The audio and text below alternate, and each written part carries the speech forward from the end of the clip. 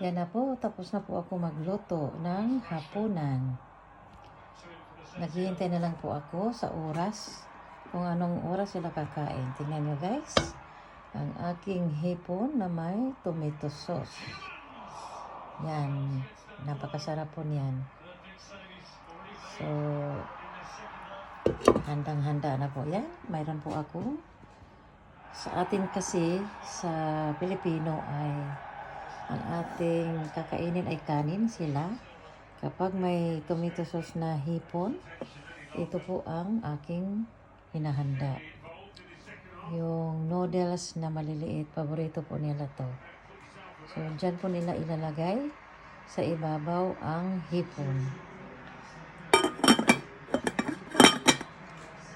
Tapos, ito naman po ay pangatlo. Sa babae po, talagang gulay lang sa kanya. So, ngayon, kakain po siya ng hipon kasi paborito po niya yung hipon. So, yan na guys. Handa na ang aking hapunan.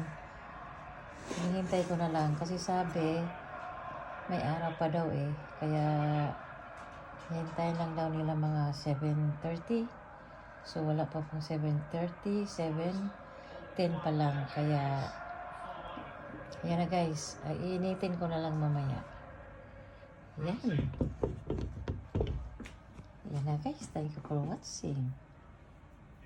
Bye-bye. Good evening.